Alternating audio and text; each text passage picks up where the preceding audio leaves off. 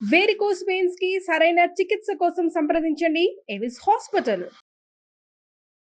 మంగ గారు, నమస్కారం అండి. కోయ బొమ్మలు. బొమ్మలు అనంగానే మనందరికీ కూడా ఒక పాతకాలపు పద్ధతులు కావచ్చు, మన ఆచారాలు కావచ్చు, ఇవన్నీ గుర్తొస్తూ ఉంటాయి. అండ్ అవి మీరు ఈ కోయ బొమ్మల రూపకంగా మా అందరికీ కూడా ప్రజెంట్ చేయడం అంటే మామూలు విషయం కాదు. అసలు ఆ కళను మీరెప్పుడు నేర్చుకున్నారు? ఎలా మొదలుపెట్టారు మీ ప్రయాణం? మా వారు మా పెళ్ళి కన్నా ముందే ఈ వర్క్ చేస్తున్నాడు. అంతకుముందుకే దానాలకోట చంద్రయ్య దగ్గర మా వారు 91లో నేర్చుకున్నాడు. మా పెళ్ళి అయ్యేసరికి అంతకుముందుకే ఇదే వర్క్ చేస్తున్నారు కాబట్టి ఇదే నేను కూడా నేర్చుకున్నాను. నాకు నేర్పించాడు. అలాగే నేను ఇంట్రెస్ట్గా నేర్చుకున్నాను. నేర్చుకున్నారు. అంటే నేర్చుకున్నప్పుడు మీకేమన్నా ఇబ్బందులు కావచ్చు, లేదు ఇది నాకు వస్తుందా అన్న ఆలోచన కావచ్చు, ఏమన్నా వచ్చాయా అలాంటివి? అట్లా ఏం అనిపించలేదు. ఎందుకంటే ఇంట్లోనే చేస్తున్నాడు కాబట్టి ఇక వేరే ఏం పని వద్దు. ఊర్లలో ఏంటంటే బీడీలు అవి ఇవి చేస్తారు కదా. మా అత్తమ్మ వాళ్ళకి ఇట్లా అందరు బీడీలు చేసుకోమని చెప్పారు. కానీ వద్దులే, ఇదే పని నేర్చుకుంటే సరిపోతుంది, ఇద్దరం చేస్తాం అనేసి మా వారు చెప్పేసరికి సరే అని మా ఇంట్లో వాళ్ళు కూడా ఒప్పుకున్నారు. నేను కంటిన్యూగా ఇదే చేసిన. ఓకే. అంటే ఇప్పటి వరకు మీరు మీ చేత్తో ఎన్ని బొమ్మల వరకు తయారు చేసి ఉంటారు? అది లెక్కనే లేదు మేడం. లెక్కనే లేదంటారా?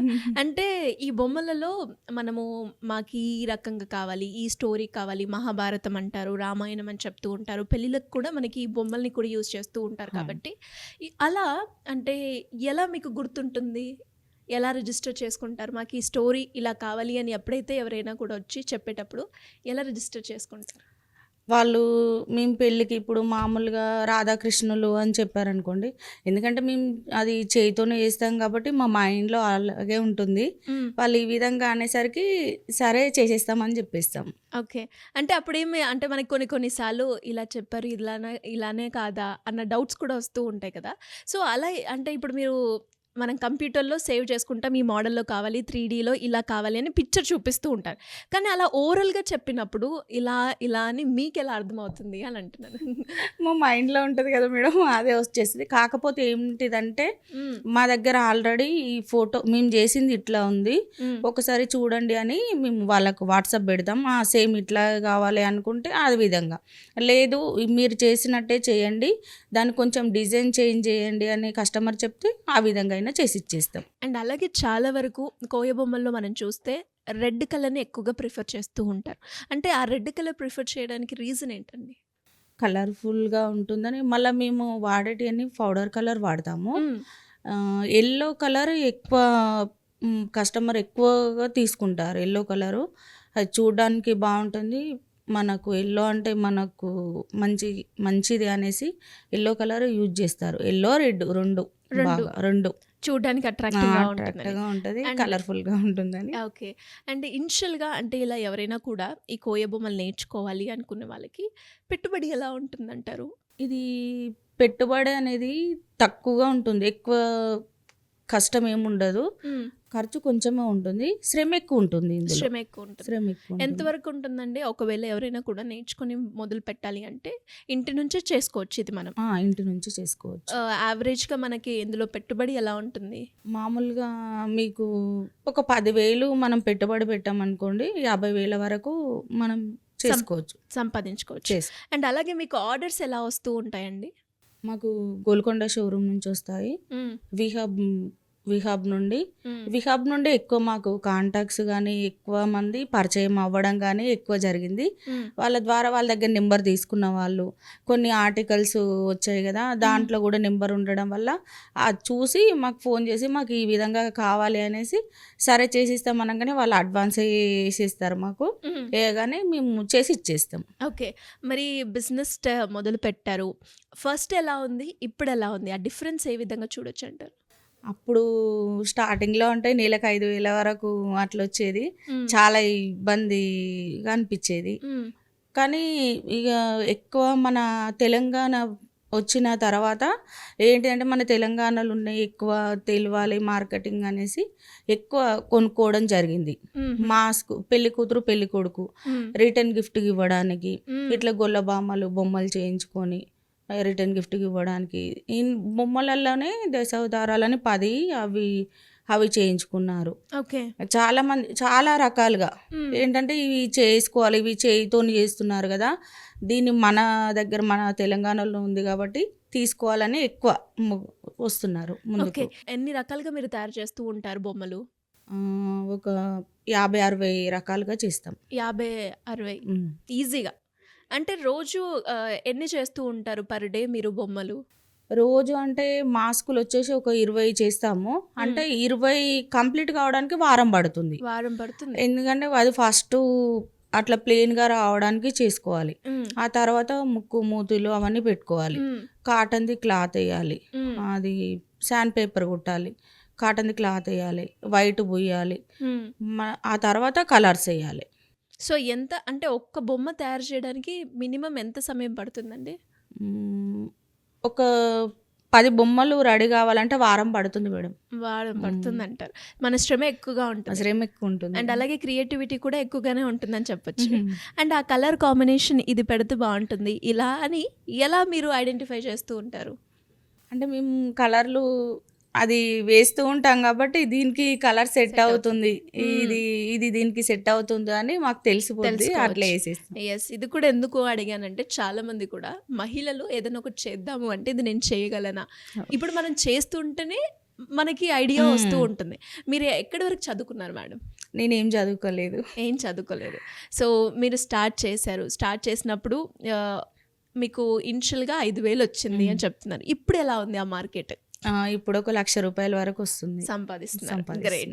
అండ్ అలాగే ఇప్పుడు అందరూ కూడా బిజినెస్ పరంగా డిజిటల్ ప్లాట్ఫామ్స్ని ఎక్కువగా యూజ్ చేస్తూ ఉన్నారు కాబట్టి మీరు దాన్ని ఎలా యూజ్ చేస్తున్నారండి? మార్కెటింగ్ అనేది ఇప్పుడు మాకు ఎక్కువగా ఫోన్ల నుంచే వస్తుంది మేడం. ఫోన్ల నుంచి ఎక్కువగా వస్తుంది. గవర్నమెంట్ వచ్చేటి అన్నీ మాకు షోరూమ్ ద్వారా వస్తాయి. ఓకే. గోల్కొండ షోరూమ్ ద్వారా వాళ్ళే వస్తాయి. ఎక్కువ అయితే కాంటాక్ట్ అనేది మాకు ఫోన్ నుంచి, విహబ్ నుంచి ఇవి ఎక్కువగా వస్తాయి. సో ఇలా మీకు ఆర్డర్స్ అనేది రావడం జరుగుతుంది. అండ్ అదే విధంగా మనం బిజినెస్ మొదలు పెట్టినప్పుడు మనకి అప్స్ ఉంటాయి, డౌన్స్ ఉంటాయి కాబట్టి ఎస్పెషల్లీ వ్యాపారులందరికీ కూడా కోవిడ్ అనేది చాలా బాగా డ్రాబ్యాక్ అని చెప్తూ ఉంటారు. ఆ టైంలో ఎలా ఉండేది ఈ కోయల బొమ్మల బిజినెస్? మేము ఫస్ట్ స్టార్ట్ చేసినాక కొంచెం నిలదొక్కున్న వరకు వచ్చాము. కరోనాలో మా వారు పెరు ఎగ్జిబిషన్కి వెళ్ళారు. అక్కడ ఒక 8 లక్షల స్టాక్ వరకు అక్కడ బాగా సేల్ అవుతాయి కదా అనేసి తీసుకెళ్లారు. తీసుకెళ్ళిన తర్వాత ఒక హాఫ్ డే పెట్టిండు అక్కడ.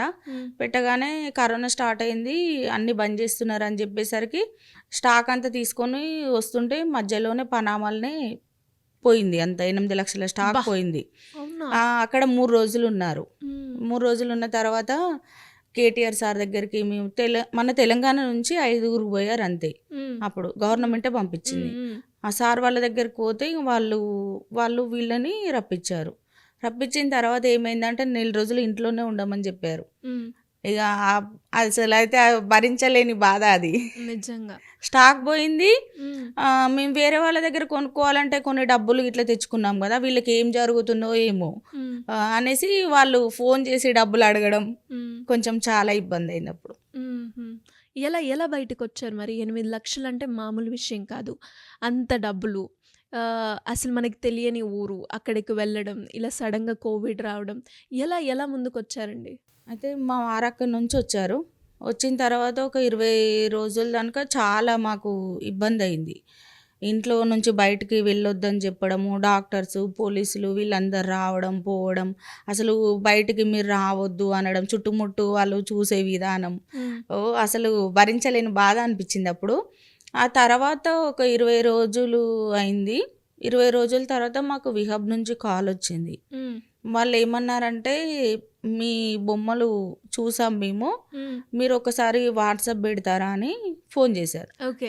అంటే సరే మేడం అని వాట్సాప్ పెట్టాం. పెట్టిన తర్వాత కోవిడ్ టైంలోనేనండి? కోవిడ్ అయిపోయిన తర్వాత ఓకే, ఒక 20 డేస్ తర్వాత చూసిన తర్వాత మళ్ళీ వీడియో కాల్ చేశారు వాళ్ళు.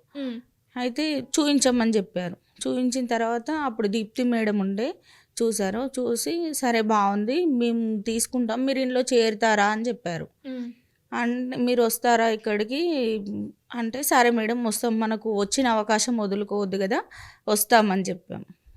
వెళ్ళిన తర్వాత మామూలుగా కొన్ని తీసుకొని రమ్మని చెప్పారు. చూపించాను, ఇట్లున్నాయి మేడం, ఇట్లా మేము చేస్తాం, ఇట్లా చేయితో చేస్తామంటే వాళ్ళు అన్నారు, చాలా బాగుంది. మేము ఇంతవరకు చూడలేదు అసలు. ఇట్లా చేయితోని చేస్తారని మన తెలంగాణలో ఉందని మాకు తెలీదు అని. మేము తీసుకుంటాం ఇవి అని చెప్పారు. అంటే సరే మేడం అని చెప్పాం. ఆ తర్వాత ఒక నెల రోజులకి అట్లా కొంచెం ఇక ఫోన్ చేసి అడిగాం, మరి ఇట్లా మీరు అన్నారు కదా మేడం అంటే, ఒకసారి రండి అని చెప్పారు. వెళ్ళాం. వెళ్ళిన తర్వాత సరే మేము తీసుకుంటాము, మీకు మీ నెంబర్ ఇవ్వండి, ఎక్కడెక్కడ ఉండాలనో ఎక్కడెక్కడ ఎవరన్నా ఉంటే వాళ్ళకు కూడా చెప్తామని చెప్పారు. అట్లే కాంటాక్ట్లు అనేది పెరిగింది. ఆ తర్వాత మా వారికి కొంచెం యాక్సిడెంట్ అయినుండే, అప్పుడు కూడా మేము చాలా ఇబ్బంది. దాని తర్వాత అది పోగానే మా వారికి అట్లా అయింది. కాగానే ఇట్లా మాకు పరిస్థితి చాలా ఇదిగా ఉంది మేడం అని అంటే, వెంటనే మీరు తీసుకొని రండి స్టాకు, నేను తీసుకుంటాం, మీ దగ్గర ఎంత ఉందో అంత అని చెప్పారు. అంటే సరే అని తీసుకెళ్ళాం. తీసుకెళ్ళిన తర్వాత తీసుకున్నారు. ఒక 2 లక్షల వరకు స్టాక్ తీసుకున్నారు. అప్పుడు వీహబ్కు వెళ్ళిన తర్వాతే మళ్ళీ నిలదొక్కుకోగలిగాం. సూపర్. అండ్ మీకు వచ్చిన ఫస్ట్ ఆర్డర్ కావచ్చు, లేదు అంటే చాలా పెద్ద ఆర్డర్ అంటే ఏం చెప్తారు? ఎంతవరకు సేల్ చేశారు? మొదటి ఆర్డర్లో ఎంత వచ్చిందండి మీకు ఆర్డర్? నాకు మొదటి ఆర్డర్ అంటే విహబ్ నుంచే వచ్చింది. 1,00,000 రూపాయల ఆర్డర్ వచ్చింది ఫస్ట్. సూపర్. అండ్ అదే విధంగా చాలా పెద్ద ఆర్డర్ ఇప్పటి వరకు 20 సంవత్సరాలు అన్నారు కాబట్టి జర్నీని స్టార్ట్ చేసి మీకు వచ్చిన చాలా పెద్ద ఆర్డర్ అంటే ఎంతవరకు వచ్చిందండి? ఎవరికి చేశారు? మేము విహబ్కు వెళ్ళిన తర్వాత అందరికీ పేరు అవన్నీ తెలిసిన తర్వాత వేరే వాళ్ళ దగ్గర నుంచి మాకు ఒక 4 లక్షల ఆర్డర్ వచ్చింది. వాళ్ళకు చేసి ఇచ్చాం. ఓకే. 4 లక్షల ఆర్డర్ చేయడానికి ఎన్ని రోజులు సమయం పట్టింది? ఎంతమంది చేశారు? వాళ్ళు మాకు ఎక్కువ టైం ఇవ్వలేదు. ఒక నెల 15 రోజులు టైం ఇచ్చారు. ఒక 10 మందిని కలిసి చేసాం. ఓకే. ఇప్పుడు మీతో పాటు ఎంతమంది చేస్తూ ఉంటారండి? మాతో పాటు ఇంకొక 10 మంది ఉన్నారు. ఇంకో 10 మంది. ఓకే. నెలకి కూడా అంటే మీరు సరిపడాలి అనుకుంటే మనకి ఇందులో ఆదాయము వస్తుంది అని చెప్పారు కాబట్టి, అలా ఎవరైనా కూడా మహిళలు మీరు వర్క్షాప్స్ కూడా కండక్ట్ చేస్తూ ఉన్నారు అని విన్నాను. ఎలా అటెండ్ అయ్యే ఛాన్స్ ఉందంటారు? అంటే దాంతోపాటు ఇప్పటి వరకు మీరు ఆన్లైన్లో ఎవరెవరికి నేర్పించారు? ఆన్లైన్లో అంటే మేము బయట కంట్రీస్ కూడా ఆన్లైన్లో వర్క్షాప్ చేస్తారా అని చెప్పారు. చేస్తామని చెప్పాము. ఓకే. అక్కడ వర్క్షాప్ చేసాం. ఎన్ని డేస్ ఉంటుందండి వర్క్షాప్?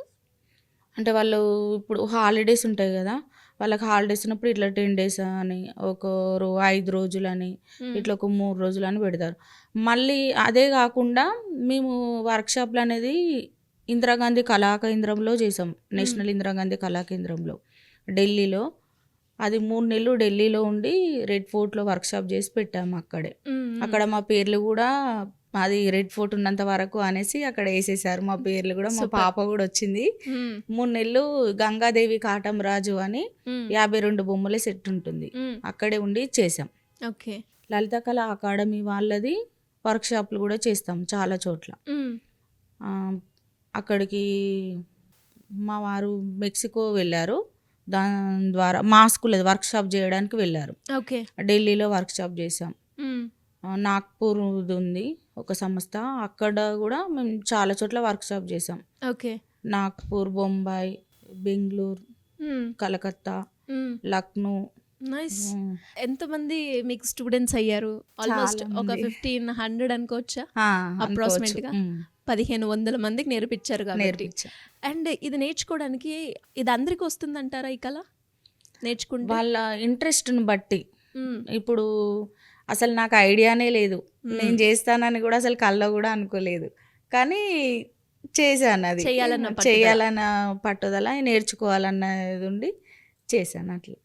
సూపర్ అండి. అంటే ఏదైనా కావచ్చు, అందులో నష్టం వచ్చినా కూడా ఇంకా మనం చెయ్యాలి, ఒకసారి దిగాము అంటే ముందుకు వెళ్ళాల్సిందే అంటారు. గ్రేట్ అండి మంగా గారు. Thank you so much. Thank you.